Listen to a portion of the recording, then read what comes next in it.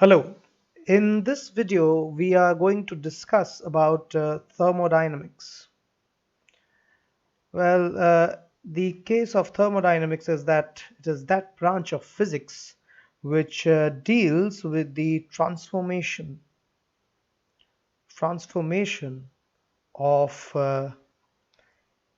heat energy into other forms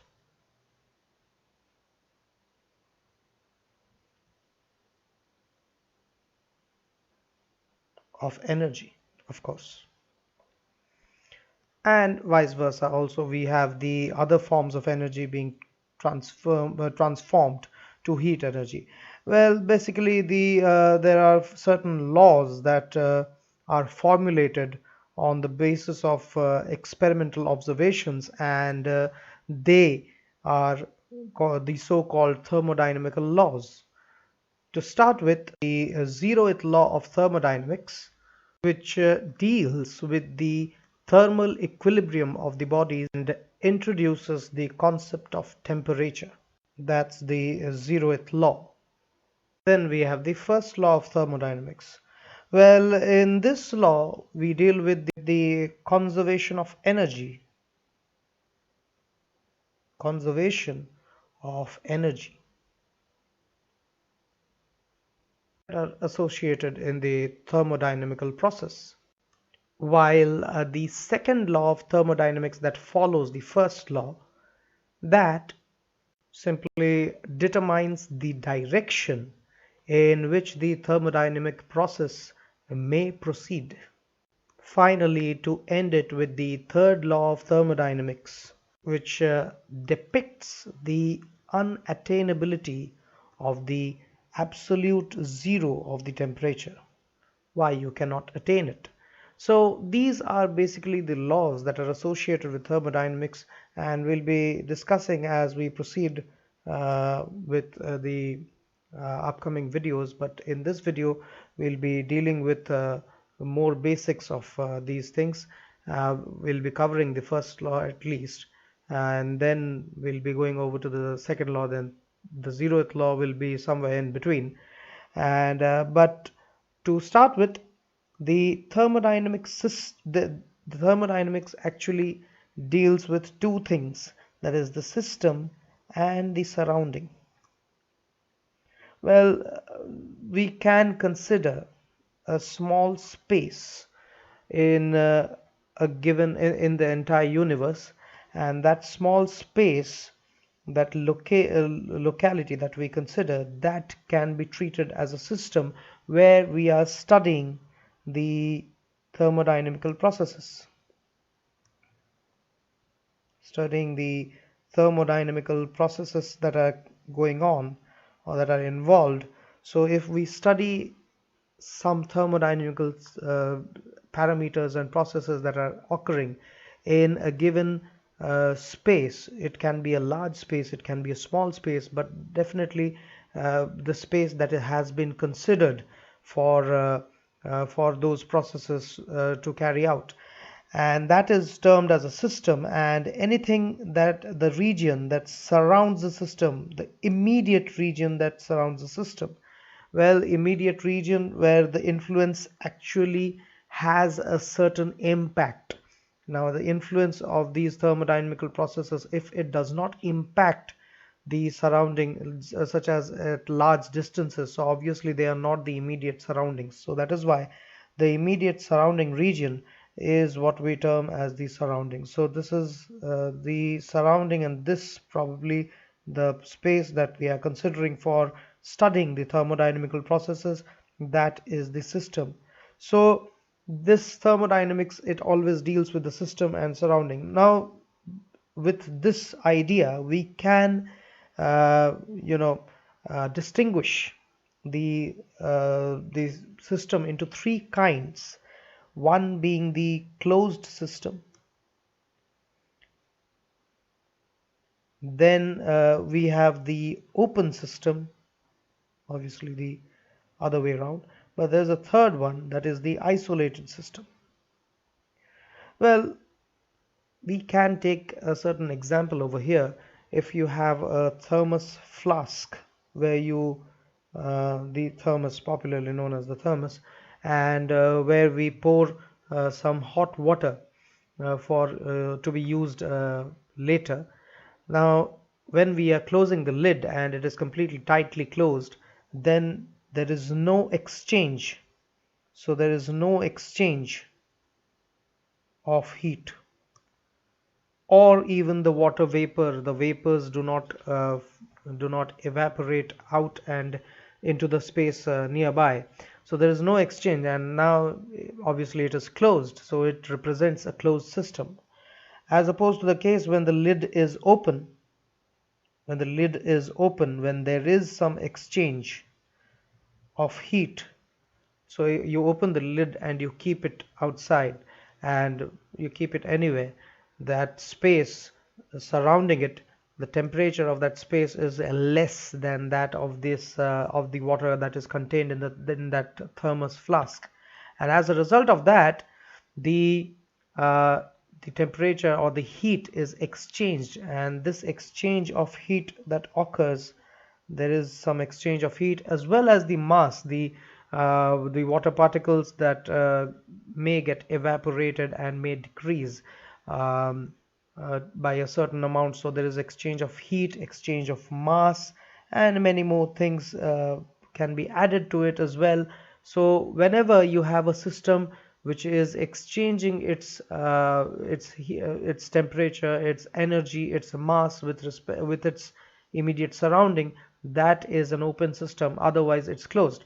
But what about the case where there is completely no exchange? There cannot be any exchange, means it is unaware of any kind of you know any kind of surrounding that is lying around it. So if it is completely that is when it is said to be completely isolated. It is completely unaware. There is absolutely no chance of exchange, no chance of any exchange between the system and the surrounding.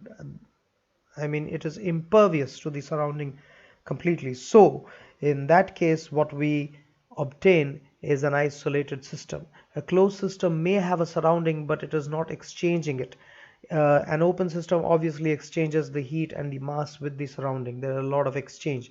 Even the surrounding can contribute to some changes in the system itself, but not in the case of an isolated system where energy or the mass never ever crosses the boundary. Then we move over to the next topic, that is the state of a system. Now the system is obviously uh, it is in a certain state, and that state is represented by a few parameters. They are popularly called as the thermodynamical variables,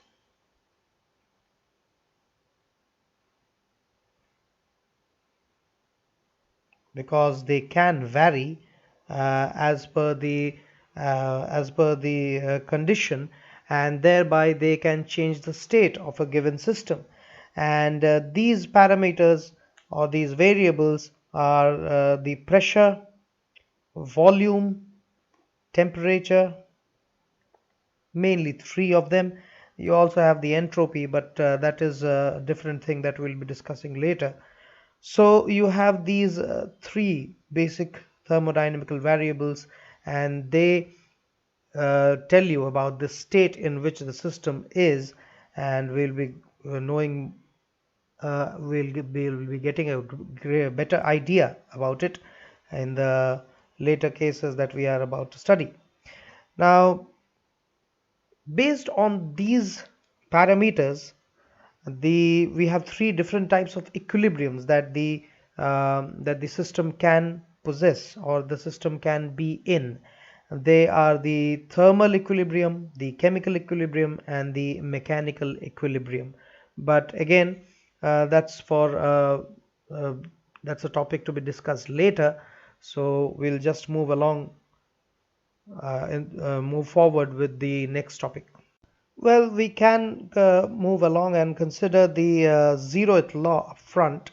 And what it says is that, as I have mentioned earlier, that it deals with the thermal equilibrium of the bodies that are involved. Well, in this case, if I'm saying that I have three objects, suppose, or I have three sections. This is a popular way of discussing this zeroth law, where we have three sections containing three substances, and we let us name them as C, this is A, this is B.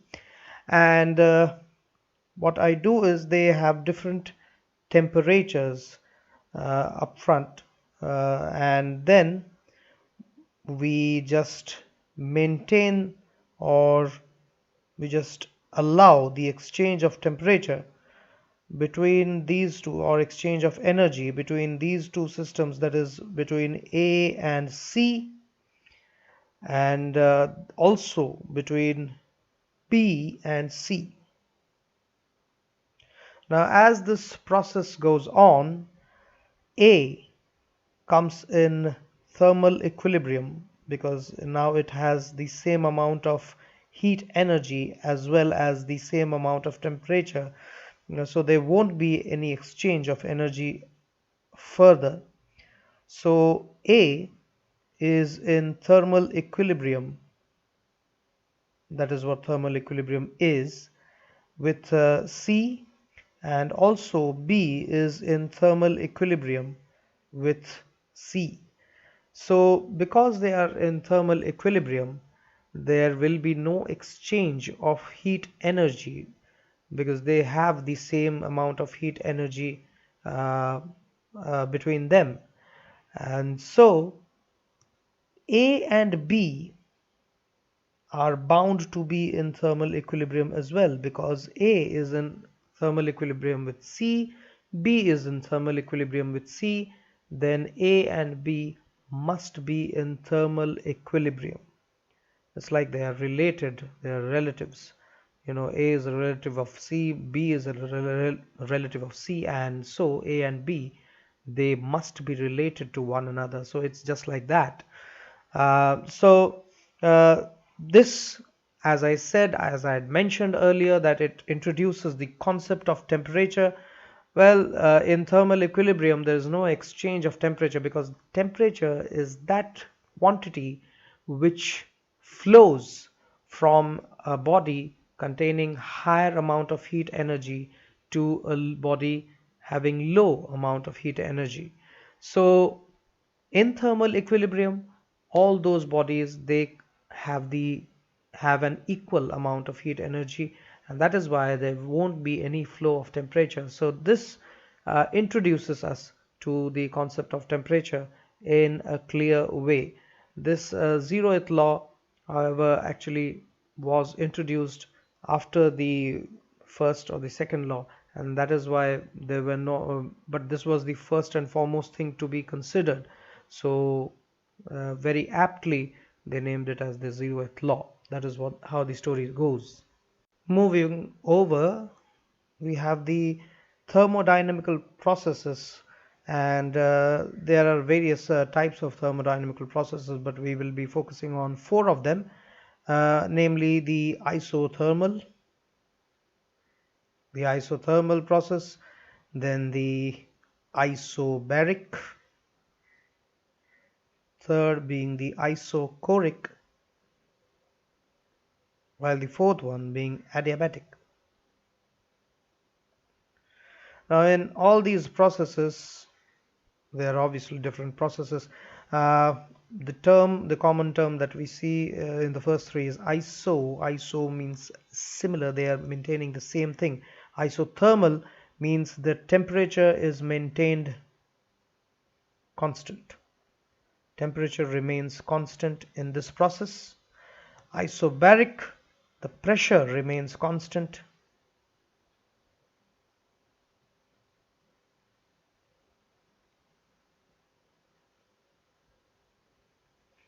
In isochoric, the volume remains constant, while in adiabatic the amount of heat remains constant. There is no exchange of heat in this process, in the adiabatic process, between the system and the surrounding. These are popularly given in the PV diagrams, the pressure, volume, and they're called as the indicator diagrams. The four processes, they can be shown like this. So in case of an isothermal process, what we get is for a temperature, this one is at a lower temperature. Let's say it is at T1, and at a higher temperature you will have a different line, and this is supposedly at T2 being greater than T1. This is the volume and this is the pressure axis. The PV diagrams are popularly called as the indicator diagrams. They indicate the state of the system um, with the different parameters that are involved, and this is the case in isothermal. You can have these similar things in the isobaric process. This is the isobaric process. This again is T2 and this is T1 at a lower temperature. There's a difference uh, as we move forward along the volume axis, and the pressure similarly varies accordingly, and so this is the variation.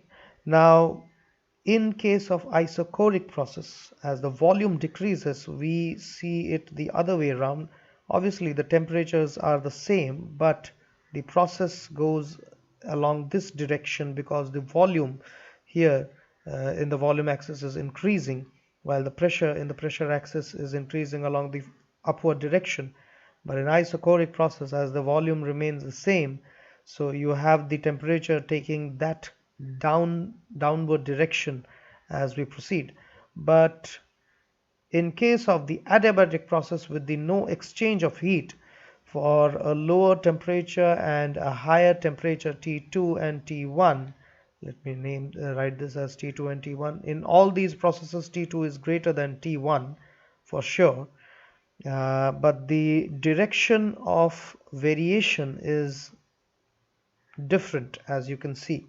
Here there is no variation that is occurring along different temperatures because it is in the isothermal process. The arrow, as you can see, is indicated along a single line, thereby showing that the isothermal process continues at the same temperature, or it takes place in the same temperature.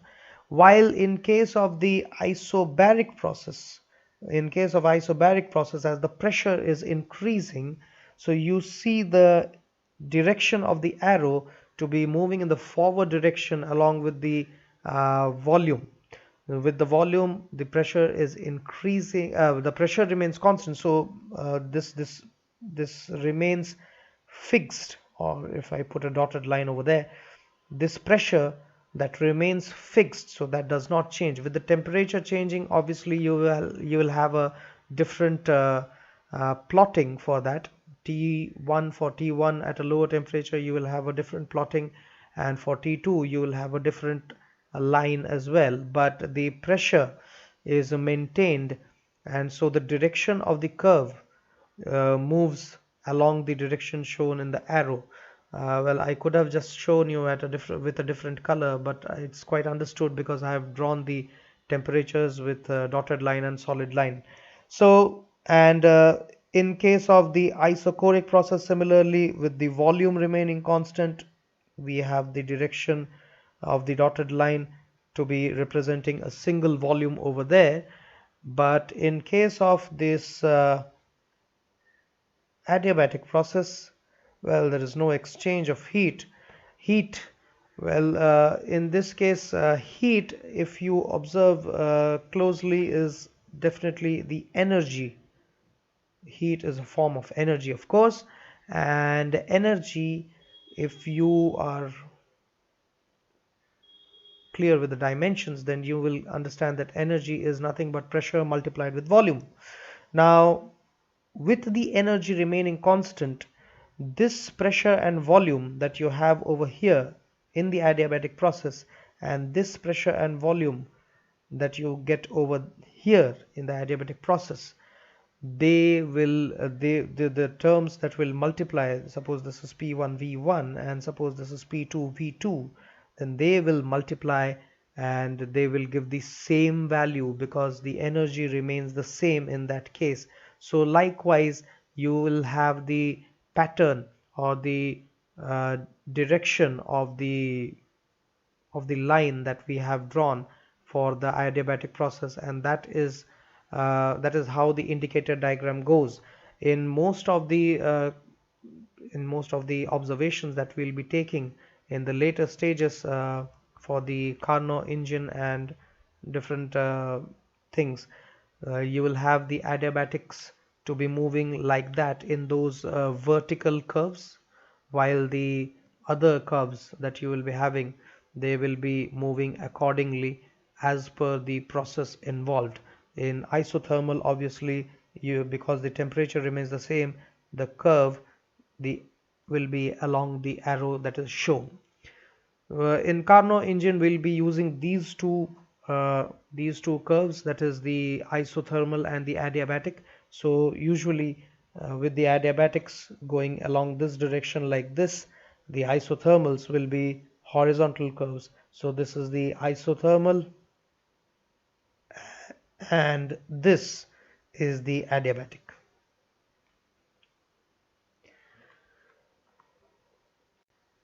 Now, if we are to discuss the work done in various thermodynamical processes, we'll be just considering these processes that we have studied above, and we can obtain a few expressions for them. To start with, we'll be discussing the work done in the isothermal process.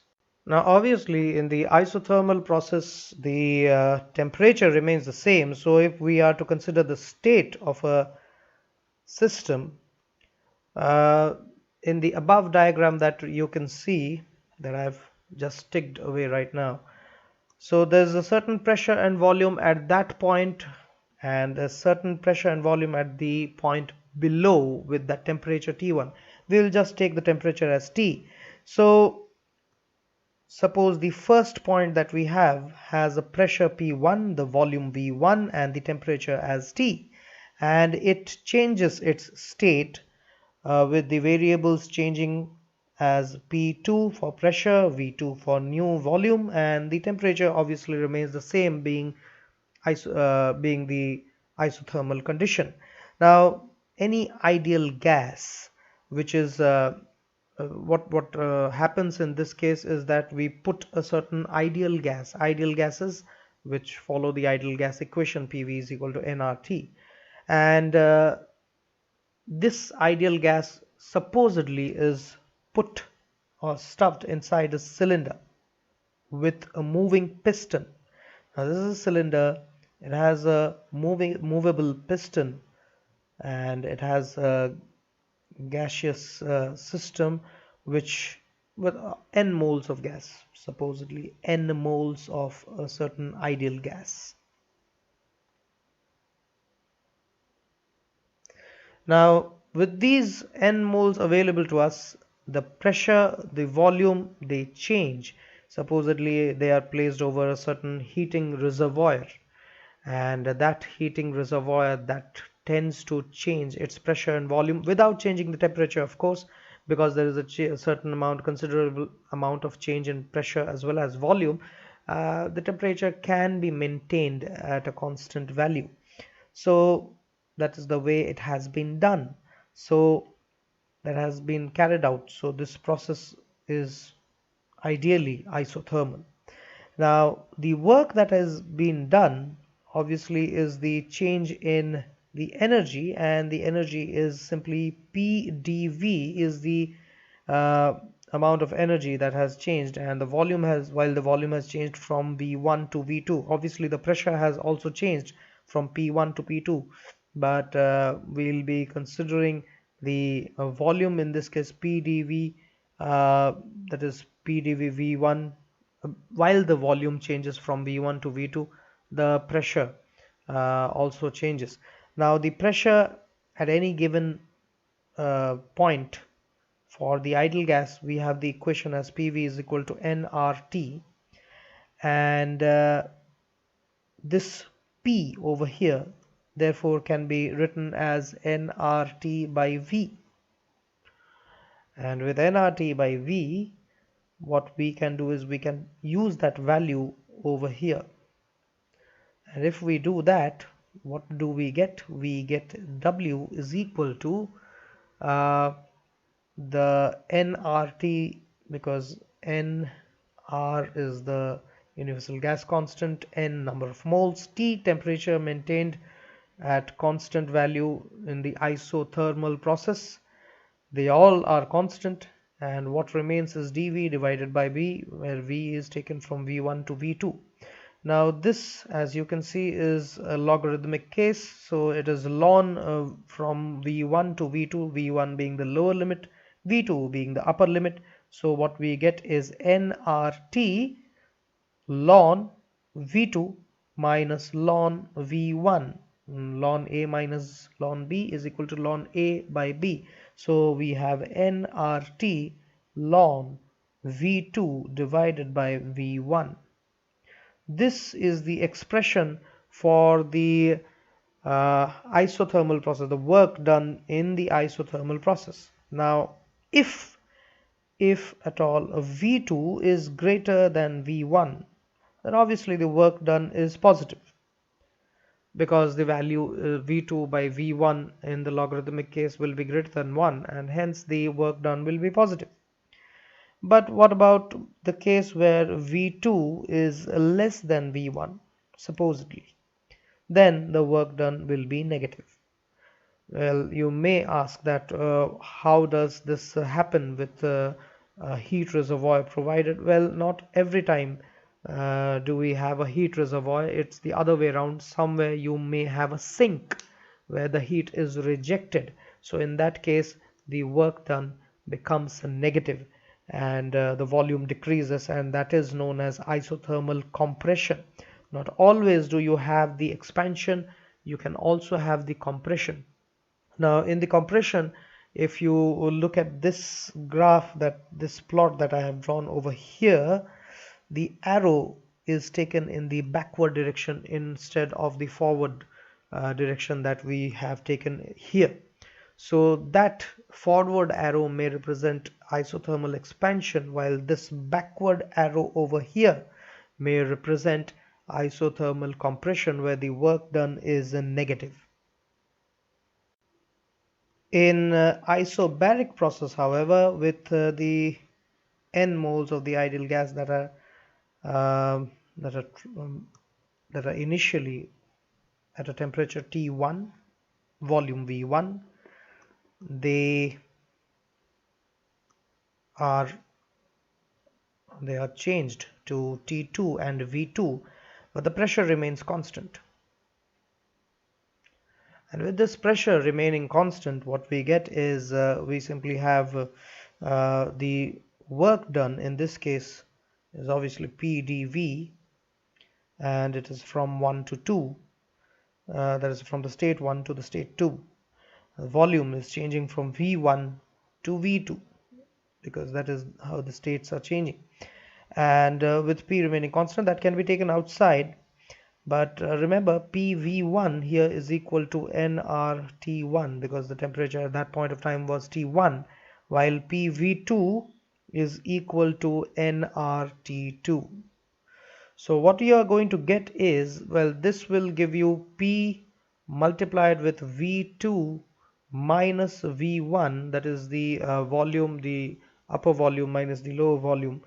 But also from here what you get is because V1 and V2, well, they'll be having, if you take the P common over here and subtract the first one from the second, so You subtract the first one from the second, so you have P V2 minus V1 over here, and NR is common, T2 minus T1. So with that thing available, so P times of this is simply equal to this. You can substitute this value over here, so you have the value of work done in this case to be equal to NR T2 minus T1 as well. So you have these expressions for the work done in case of the isobaric process. What about the isochoric process? Well, in case of isochoric process, as dV, well, there's no change in the volume, so dV is equal to 0. So the work done in this case will obviously be equal to 0, because it will be integrated over pdv, but pdv is when integrated over that, dv goes to 0, so that is why this thing can give you no work in that case. So the output in this case, the work done, is 0. Before going to the adiabatic process, let us just get into the first law of thermodynamics, and prior to that we'll be discussing a term which is quite which will be frequently used as of now, from now on, that is internal energy.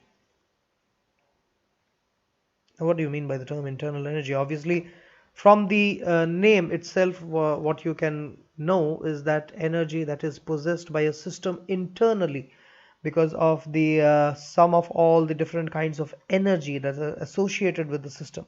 So it has particles, molecules, uh, a given system, gaseous system, solid system, any kind of system, it will have certain number of molecules that it will be composed of, and those molecules will be in some form of they will be carrying some form of energy, maybe rotational energy, maybe kinetic energy, any kind of energy that they may be possessing at a given instant of time. And the energy, the different kinds of energy, the sum of all the in different kinds of energy that is possessed by the individual particles that make up a substance, okay, that are within or make up a substance, the sum of all those particles, the sum of the energy of all those particles is what gives you the internal energy. Now, in case of a monoatomic ideal gas, the internal energy is the total kinetic energy of the gas molecules, and the average kinetic energy of the monoatomic, this is in the kinetic theory that has been discussed.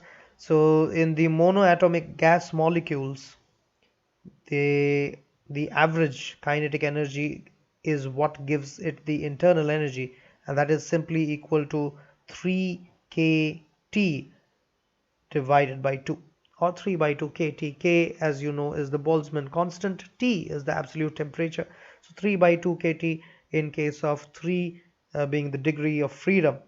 So that is how we deal with the internal energy that is contained in a given body. Now, what does the first law of thermodynamics tell us about this, or how does it deal with this internal energy? Well, as I'd said, as I'd mentioned earlier, couple of pages earlier, if we can get back to that. Well, the first law deals with this that I've mentioned over here, conservation of energy. Well, the conservation of energy that is to be dealt with, well, it says that any energy, any process, thermodynamical process that occurs, there's a change in the internal energy of the system, and that is equal to the difference of the heat that has been added to the system and the work that has been done by the system.